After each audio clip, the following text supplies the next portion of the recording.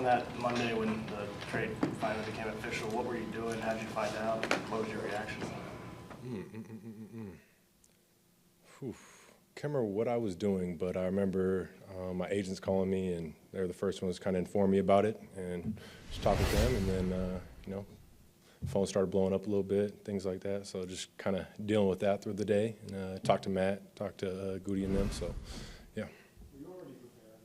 Jordan, like, look, this is probably going to happen. I got to approach this offseason that way. What was your thinking, like, going, back as soon as it ended in January? Yeah, no, the whole offseason, I approached it that I'd be the starter. So that was just my mindset going into it.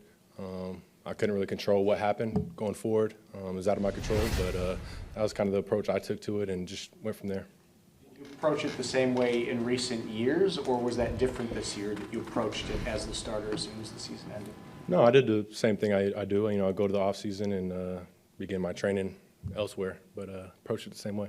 What's your biggest takeaway from the last 3 years after you leave college to where you are now as the starter of the Green Bay Packers? What's my biggest takeaway? I think since college and since I've been here, I've improved drastically. Just learning the scheme, learning how to play in the scheme, and just improving myself as a quarterback. And I think I've improved in a lot of ways. And I just try and keep building that, try and keep working at it every day. So. What's it like? What's it like being in that locker room, being around your teammates and stuff now as the guy, and everybody knows you're the guy this year? Yeah, no, it's exciting. I think there's a lot of energy around it for myself, and I think I can kind of step up and be a little bit more vocal and things like that, knowing that I'm the guy and not being a backup. So I think from that aspect, it changed a little bit. Along those lines, Matt sort of talked about wanting to see you let it rip at various times earlier in your career. Is it easier to do that now, either football-wise or leadership-wise? Yeah, definitely. I think the term "let it rip," it's hard when you first get here. Your mind is so flushed around so many different things, trying to learn a new scheme, trying to read the defense and understand where to go with the ball. So you're kind of thinking a little bit too much out there, and you can't just play freely. So the more you keep building, keep learning, that's kind of where I get that term, just let it rip.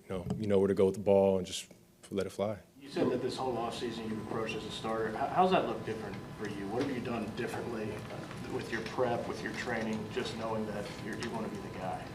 Nothing really changed. Training-wise, prep-wise, I'm doing the same thing I've been doing. I think the only thing that's changed is trying to get guys out to, get some more reps, to come throw with me, and do things like that. And it's a little easier being the starter to have guys come out. So that's changed a little bit. Sorry, how long did these 3 years seem? It seemed like 3 years. It seemed like a while looking back on it. But at the same time, I think the first year was the longest. Rookie year, it's a long year. First year in the league, first year playing a full season.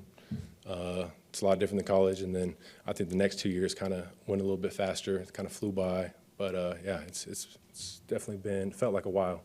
You're only 24, yet you're older or more experienced than a lot of the guys you're going to be throwing to this fall. Just what's that dynamic been?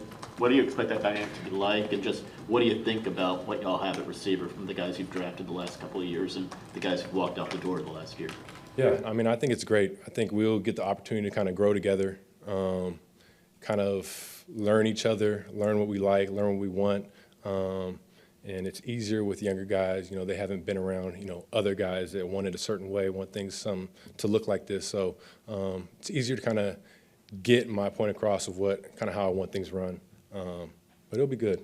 I think it'll be great to be around these young guys. What does leadership look like for you? Everybody's got their own style. What's your style? I guess I should ask it that way. Yeah, my main focus is trying to bring guys along, trying to give everybody else confidence in themselves, confidence that I believe in them, I trust them. And just trying to bring guys up. I never kind of want to be negative around guys. We all want the same goal. We all want to be great. We all want to work together, and just trying to bring guys along. Those off-season workouts that you did, with Aaron going down there, I think Romeo might have been out there too. What was sort of the impetus for that? How did that come together, and how beneficial do you think that was to start to get some of those reps together? Yeah, no, Romeo's out in California, same as me. We kind of train with the same coach, so that one's easy. We've done that in the past, and then getting Aaron out, he comes to California a couple of times, so he hit me up and just wanted to come work when we were out there. But I think it's beneficial. Anytime you can get extra reps outside of here and just kind of work and build that chemistry, it's huge. So Jordan, do you think the start in Kansas City and the appearance in Philadelphia was more valuable, or were all those one reps you got, you know, through the course of the broken thumb and the off-season camps the last 2 years? What do you think was more valuable? I mean, they're all valuable in themselves. I think the practice reps helped me build the foundation of how I want to approach in the game. But I mean, at the end of the day, getting those game reps, that's the biggest part, just being able to be out there.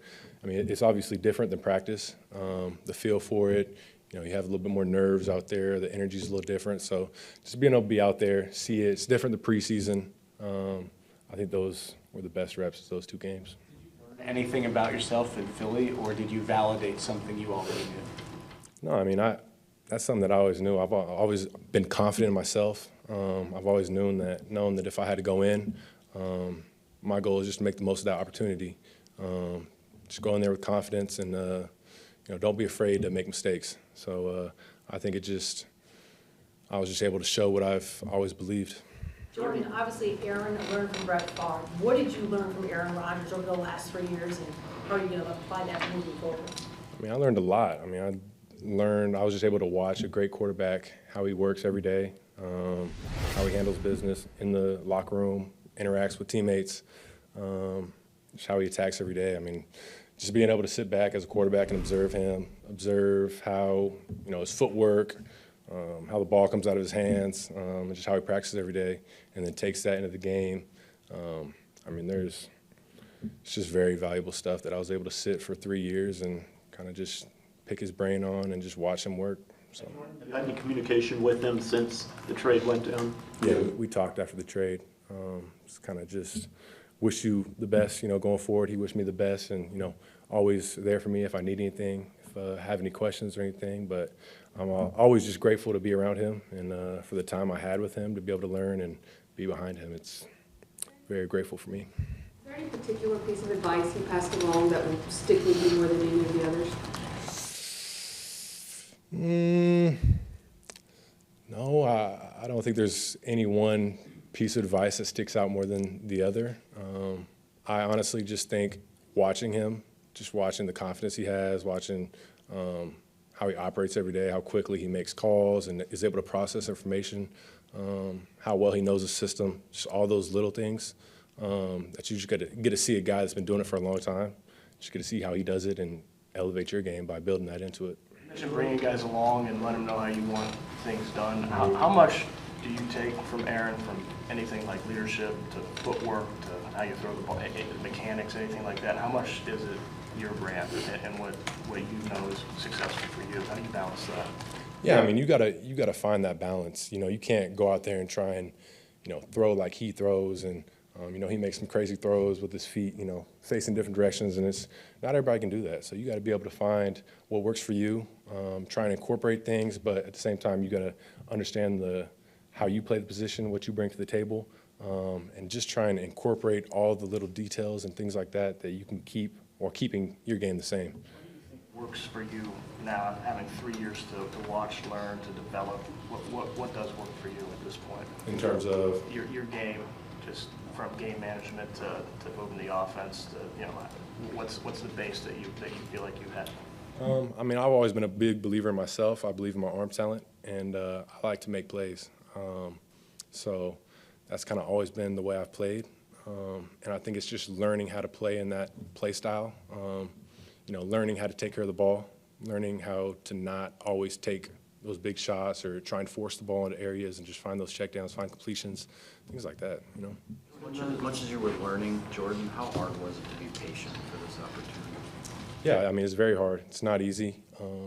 Obviously, you want to be the guy. Everybody wants to be the guy. Everybody wants to be on the field making plays. So it's not easy. But it was the situation I was put in. There's really nothing I could do about it.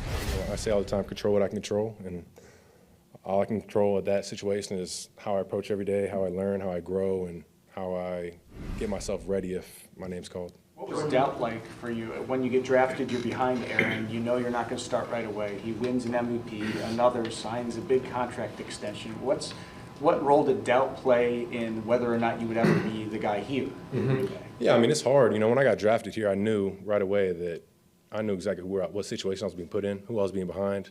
So I knew it was going to come with time.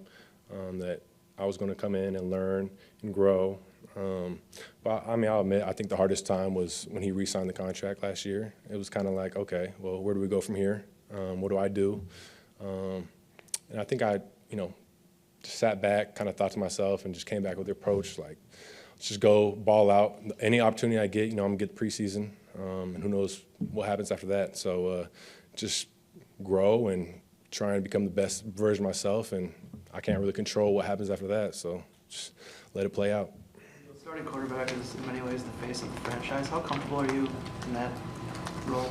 I mean, I'm comfortable with it. It's obviously going to be something that I'm going to have to grow into, be a new start for me, something that I haven't been doing, as a backup, but just another area that I'll continue to learn and grow and develop. This is obviously the way outside perspective that I would have, which I don't know. But you're taking over for a legend, so I would think maybe there's pressure in that regard. And B, I realize you got a bit of a contract extension, but you're sort of playing for the next deal. Do you feel the pressure from either of those angles, and how do you handle it? I mean, I think just being an NFL player, I think everybody's kind of playing for that, playing for the next deal, trying to, make the most of the time they have. Obviously, it's not guaranteed, and so I don't find pressure in that. Like I say, I try and take it day by day, make the most of this opportunity that I'm given. I'm focused on this year, not trying to look too far ahead because who knows what's going to happen. But I know if we handle business this year, make the most of it, good things are going to happen. Everyone's going to be looking at you, though. I mean, it's not like the quarterback in Chicago or Minnesota. This is you replacing, the MVPs. Is there anything? Do you feel that at all? Maybe it's just too far from playing games. But. I mean, it's pressure. No matter where you're going to be at, it's going to be pressure. You're an NFL quarterback. There's only so many of you, so everyone's watching you. Everyone's watching every move you make on the field.